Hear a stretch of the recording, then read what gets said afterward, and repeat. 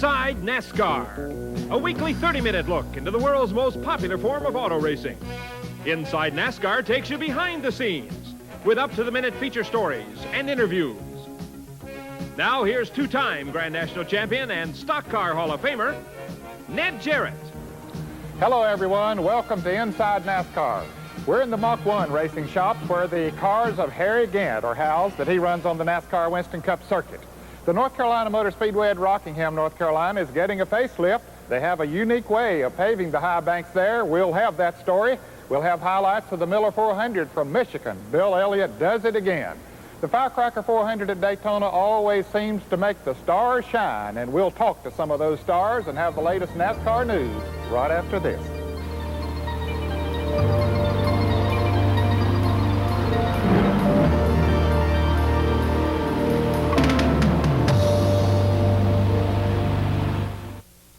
Richard Petty talks about his all-time driving headaches. Rockingham, 65. Now that was a goodie. Bristol, 74. That was another goodie. Daytona, 82. That was definitely a goodie. I've won over 200 races, but I've had over 700 headaches. So just take it from me. Goodies gets rid of the pain fast, and that's what counts. Goodies headache powders and extra strength tablets. She's here. We'll be right down. There's a new major airline in America. Over the last 6 years, they've added 45 new destinations. And to make getting to those destinations easier, they've added 90 jets, one new delivery a month. Sign here and she's all yours. My pleasure. America's newest major airline, Piedmont, the up-and-coming airline, has arrived. It seems for the past several years, each time we go to the 1 Mile North Carolina Motor Speedway at Rockingham, North Carolina, someone was always complaining about how slick the track was because the pavement was worn out. But that's changing now, Steve. Ned, it should change when they go back to race there in the fall. Our crew went to the Sandhills of North Carolina where they're putting a brand new surface on the North Carolina Motor Speedway. Now, the paving equipment that you see there is much different than the paving equipment you might see redoing the streets in your neighborhood, and it's different in more ways than one. The biggest difference being these pavers have to lay down asphalt on a surface that is anything but flat. In fact, the banking is steeped at an incline of 25 degrees. To keep thousands of pounds of paving equipment from toppling over, there's a device known as a stick boom connecting the paver to a bulldozer. The bulldozer rides along the apron, providing the necessary support. The stick boom is a one-of-a-kind piece of machinery developed by W.P. Burnham, the owner of the paving company. As you may have noticed, this job is no picnic. The laborers have moved up from Georgia to do this job. They live in the press room, are on the track at 7 a.m., and knock off at dark. The fellows shoveling the asphalt into the pavers are standing in about 350 degrees of new track. So why would a company come all the way up to the Sandhills of North Carolina for these working conditions? Yeah, that's something, you know, they can say, show the kids and look at and look back and say, well, you know, I helped pave that racetrack, and they all working out real good too. Of course, you've been around here this afternoon. You see what I'm doing, sitting around here on the wall and just watching, more or less. Collectively, the Grand National drivers are saying it's about time for a new surface. The pavement has been worn out for years and has been extremely slippery, resulting in several accidents this year in the spring race. Most notably, Bill Elliott, who broke his leg when he smacked the wall. Well, really, I guess it was just time. The track had not been repaved since 1969 when it was rebanked, and it was, you know, good and bad. Like all tracks, they change, and as the famous bear grease sealer thing, we went through all that, and at a time it was slick, and then we felt like it was getting better, but I guess it was just time for it to be repaved, and we want to have good races, the best races that can be, and we felt like that it would improve the racing if we repaved it. It'll be fast. It'll be terribly, terribly fast. It's a relatively high bank racetrack and a brand new surface. There's no telling how fast we'll run around there. I'd say probably in excess of 140 miles an hour, and that's pretty quick on a 1-mile racetrack. And it's going to be hard on tires, it's going to be harder on the cars and harder on the drivers, but I think the racing will be better because we'll be able to use more of the racetrack. I think that it will allow a second groove. It will lend itself to a second groove much better than on the sealed surface they had before. At some tracks, they can, you know, the one that gets the most speed, he's got it, and whether he can drive or not. And the next track you go to, it's all driver, who's got the most goods. But we feel like with our track that we've got a well-rounded track. Okay, now back to the differences in the paving equipment. Have you noticed the paint scheme? Well, that's not NASCAR's latest attempt to slow Bill Elliott down. The guys paving the track are Elliott fans and wanted to show their true colors, to which Bill responds. I hope they don't hit the wall. Now, see, everyone says Bill Elliott's been under a lot of pressure, but he still has a sense of humor. Now, Ned, everyone said those lucky guys, the last 2 shows, they were in sunny Southern California, but I'm telling you what, it was hot down there in Rockingham. I'll tell you, I don't envy those guys that have to do that kind of work, Steve. Bill Elliott had some problems at Rockingham last spring when he blew a tire and hit the wall, but he didn't have any problems last Sunday at Michigan. We'll have highlights of the Miller 400 when we come back.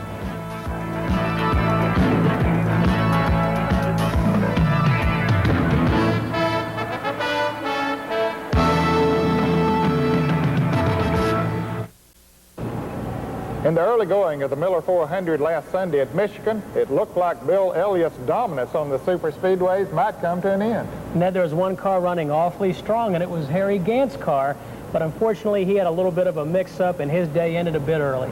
Mark Allen has that story and all of the highlights. It sounds like a broken record, but it's sweet music to Bill Elliott, a dominating win number 7 in the Miller 400. Rain had washed out qualifying, so the Winston Cup points leader, in this case Bill Elliott, led 38 cars to the start at the Michigan International Speedway. Early on, 33 Harry Gant and 11 Darrell Waltrip nearly knocked themselves from the hunt while dueling for the lead. But when both got going straight again, Gant pulled well ahead of the pack. Then, before the halfway point, Bobby Hillin Jr. spun to a stop at the entrance to the pits. Moments later, 23 Jim Hall cut down on Gant, who was trying to pit, and sent him sailing through the infield, along with Bobby Wawak, who ended up looking back where he'd been. After lengthy repairs, Gant would return, but not as a contender. When back under green, Waltrip, who had won one of the Michigan races last year, tried to stay in front of Elliott, but to no avail. 50 laps from victory, Elliott in the Coors Melling 204 took the lead and took off. When he took the checkers, 13 seconds ahead of Waltrip, Elliott had but a half a gallon of gas left. On his last pit stop, he had pulled out before getting a full load of fuel, but it didn't matter. It was also a good day for Cale Yarborough. He was around at the end for only the 3rd time this year to finish 3rd. 27 Tim Richmond, who led briefly, turned in his of the season to end up 4th. Dale Earnhardt and Bob Allison also completed all 200 laps.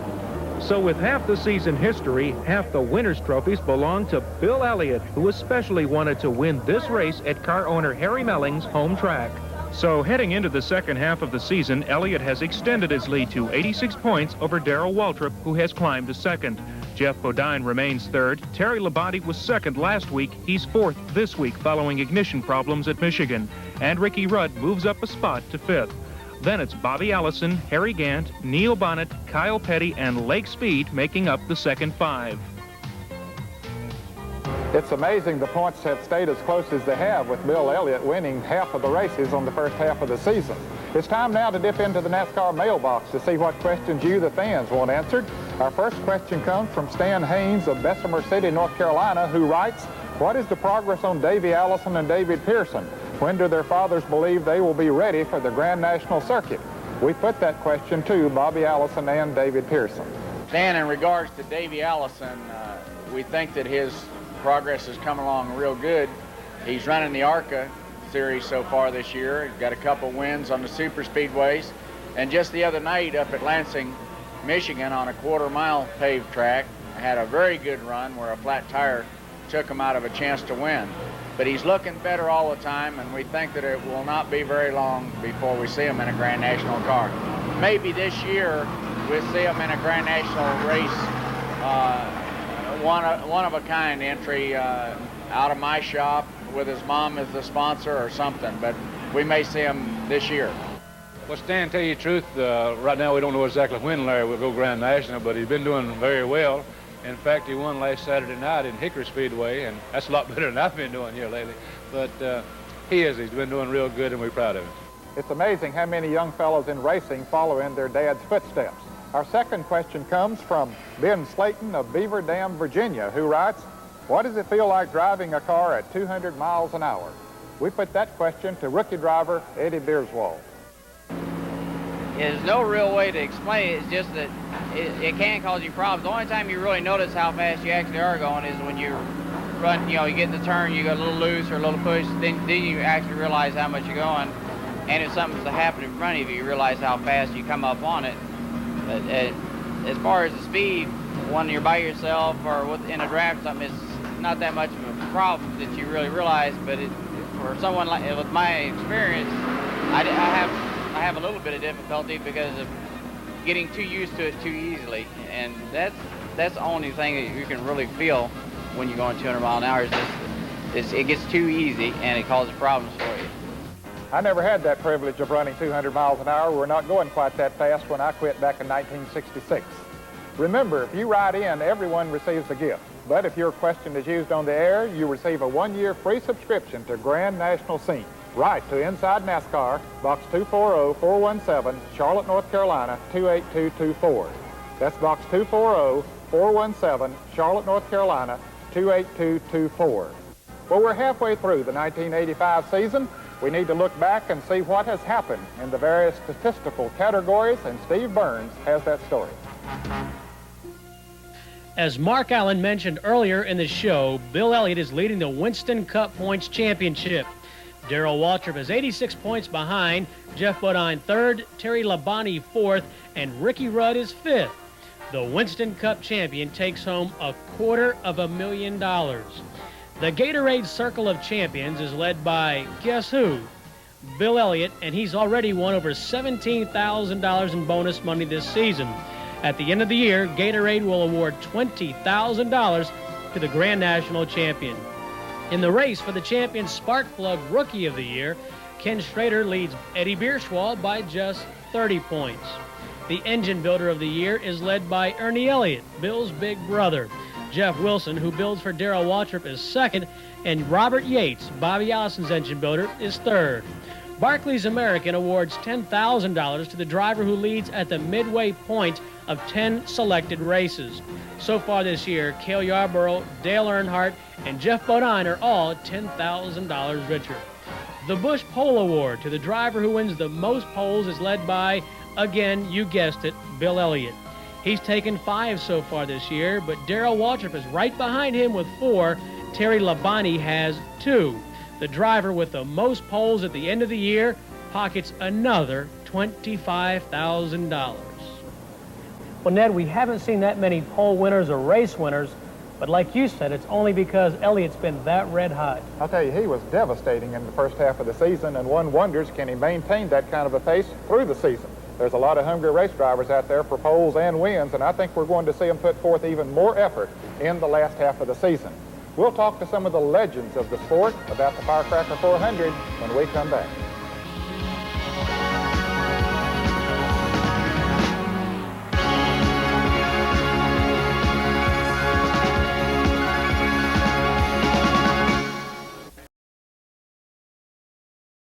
The next race on the NASCAR Winston Cup circuit is the Pepsi Firecracker 400 at Daytona Beach, Florida on July the 4th. They were there for the Daytona 500 back in February, and of course, starting the second half of the season now.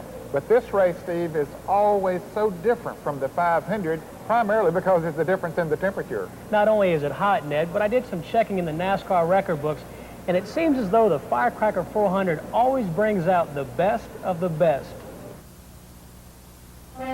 The annual Firecracker 400 at the Daytona International Speedway is where the big boys, the legends of Grand National Racing, show everyone how it's done. David Pearson has won 5 times on July 4th. Cale Yarborough, 4 trips to victory lane. Richard Petty, the king, has entertained his court 3 times. And Bobby Allison has taken the checkered twice.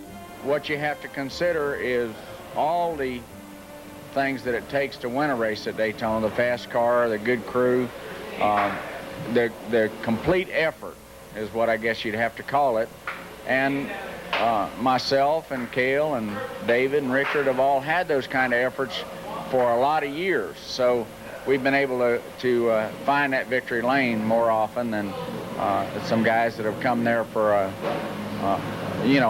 once in a while type deal. I've always run well at Daytona, and of course, as you say, some of the other fellows that's been around a long time have too. I guess it's because we've had so much time there and run so many races there, and maybe have the place figured out. I don't know, but Daytona's a place that you always want to run good, so maybe you put a little extra effort towards it. Our all-star panel has a grandstand full of memories, but perhaps none as vivid as the one Richard Petty carries.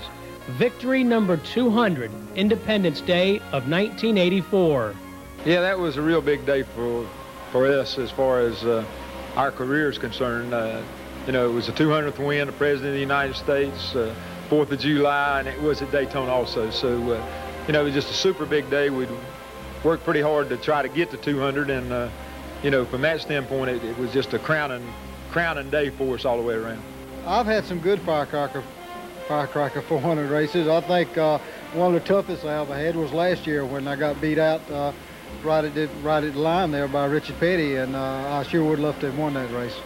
I know about every race that I've ever won at Daytona. It's either passing like Richard on the last lap, or he's passing me or something. And I know we wrecked one time on the last lap. I can't remember whether that was the 500 or the 400, but 500.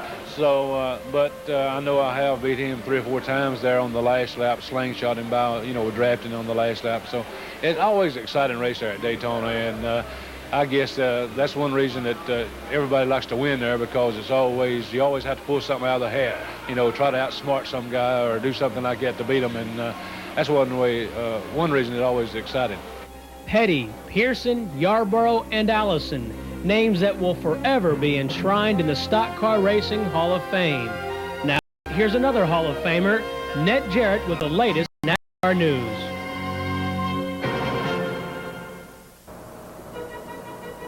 Thank you, Steve.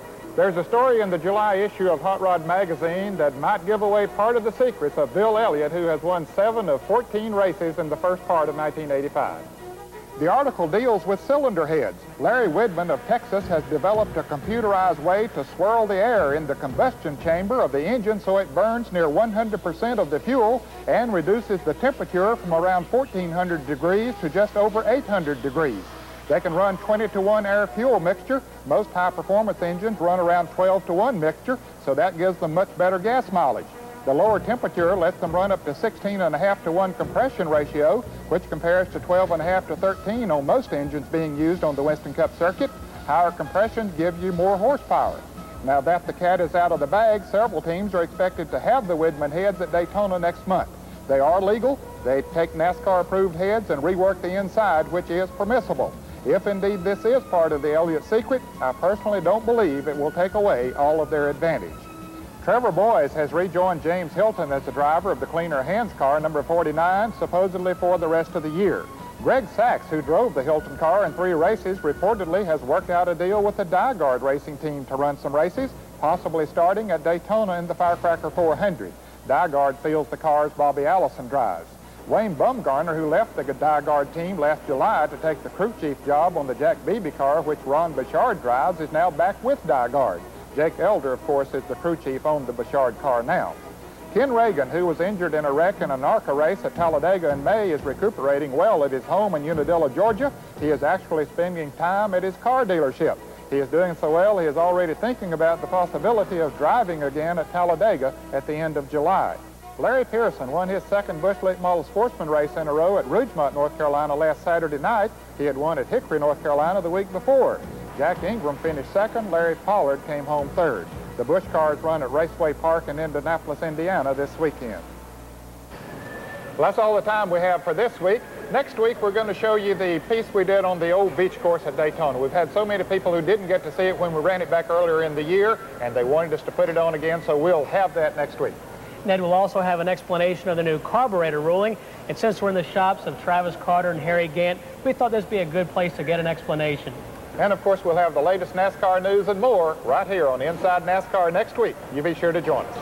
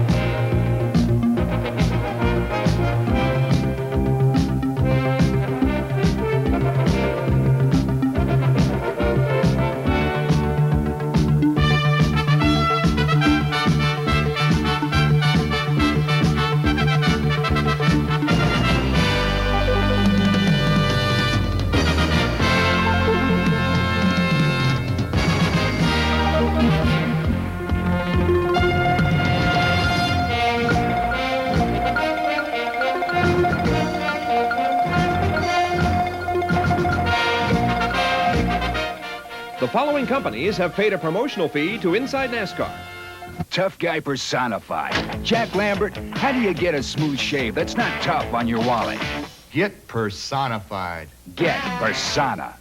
Ground transportation for Inside NASCAR is provided by Choo Choo Custom Vans, Chattanooga, Tennessee, specializing in Chevrolet, vans, pickups, Blazers, and Astros. The Performance Driving Academy at the Charlotte Motor Speedway. We teach safe driving at super legal speeds. To be the best, train with the best. Performance Driving Academy at the Charlotte Motor Speedway. For a vacation in the Poconos in Pennsylvania, stay at the beautiful Pocono Gardens Lodge with a private swimming pool in your own suite, gourmet dining, all sports facilities, and extravagant nightlife. Pocono Gardens Lodge.